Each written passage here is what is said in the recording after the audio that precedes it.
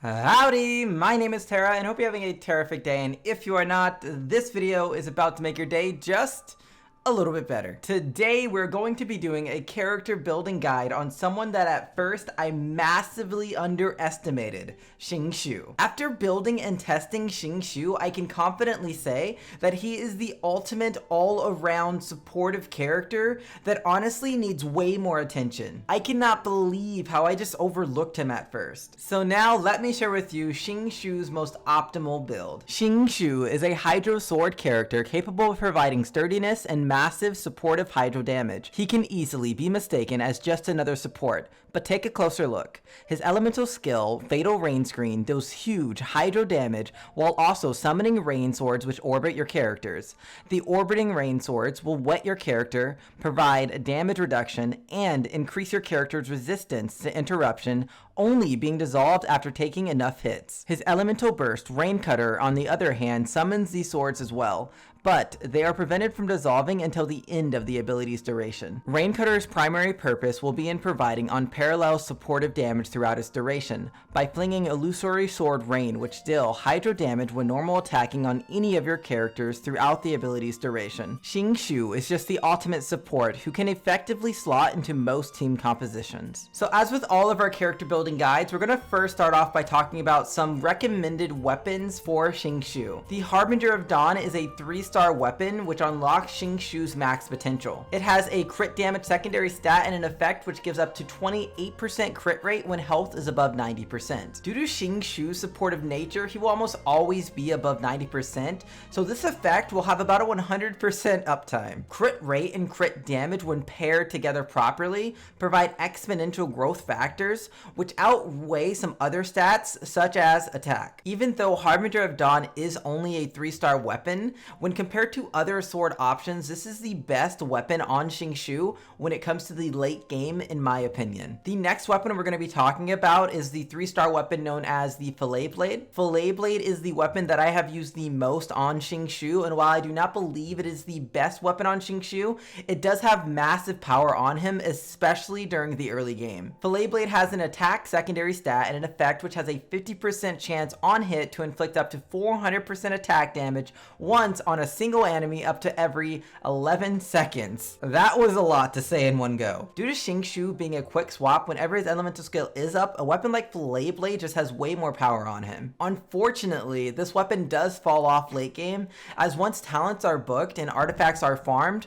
more damage will come from weapons that boost your skill damage in some sort of way directly. The last weapon we're going to be talking about, and it's yet another 3-star weapon, it's going to be Cool Still. I have included this weapon, but I actually do not recommend it. It's just at first glance, it looks like it's going to work really well on Xingqiu. Unfortunately though, sword options such as Harbinger of Dawn greatly outweigh the damage gotten through Cool Still. Certain enemies cannot be permanently affected by Hydro or Cryo, which results in situations that the damage of this weapon can just greatly fall off. For this reason, I recommend sticking with Fillet Blade early game or switching to Harbinger of Dawn later. Now that we talked about some recommended weapons, let's get into some of my recommended artifact sets for Xingqiu. The first artifact set that I'm going to recommend, and that I believe is kind of the go-to option on a support like Xingqiu, is the Noblesse Oblige. Noblesse Oblige will increase elemental burst damage by 20%, and whenever an elemental burst is used, will increase attack by 20% for your entire party for 12 seconds. Most of Xingqiu's damage will come from his elemental burst, which means a 20% damage increase is massive on him. The 20% attack increase will also aid in not only his damage, but also the damage of your other characters. The 4-piece Noblesse Oblige can be acquired starting at AR 35 from artifact domain farming. Another way to build Xingqiu's artifact sets is with 2-piece Noblesse Oblige and 2-piece Berserker set combination. While we have already talked about what the 2-piece Noblesse Oblige does, you can choose to forgo the 20% attack increase buff for the 12% crit rate increase the Berserker 2 set piece gives. This 12% crit rate will definitely net more damage out of Xingqiu when paired with the Harbinger of Dawn sword. However, note that the 20% attack increase will apply to more than just Xingqiu, so take that into consideration when you're deciding whether or not you want to do 2-piece Noblesse Oblige and 2-piece Berserker, or whether you want to go for 4-piece Noblesse Oblige. The Berserker set can be farmed very early on from world bosses or weekly boss farming. Lastly, early game before you even acquire Noblesse Oblige, the set combination I would recommend is going for the 2-piece Berserker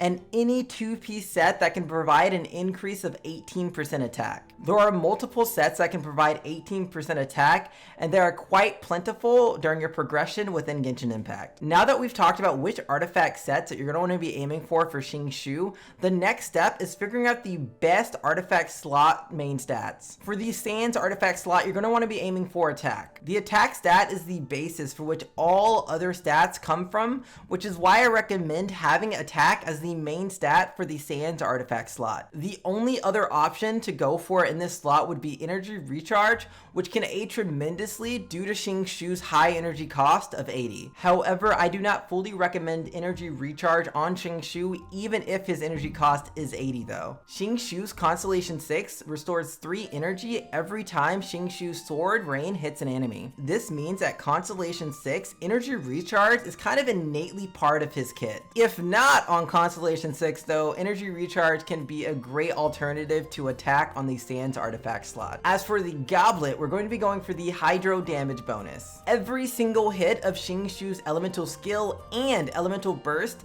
does high amounts of Hydro damage, and getting Hydro damage bonus will push Xingqiu's damage even further than any attack main stat can give in this artifact slot. There really is just no better option than Hydro damage bonus for Xingqiu. Now for the circlet slot, you're going to want to be aiming for crit rate or crit damage. If you remember in the beginning, I recommended the Harbinger of Dawn weapon, which gave both crit rate and crit damage. The circlet artifact slot should also be used for the same purpose to compound the effects of that weapon. Now, whether you choose to go for crit rate or crit damage, it really does depend on the amount of each one of those stats that you do already have, so the ultimate choice is up to you. Xingqiu has absolutely surprised me with the power that he possesses, and I know that if you choose to invest into him, you will not come out disappointed. He is the ultimate support who will provide you with the survivability and damage push that your team compositions are in desperate need of. Please be sure to subscribe and like if you did end up enjoying Xingqiu's character building guide,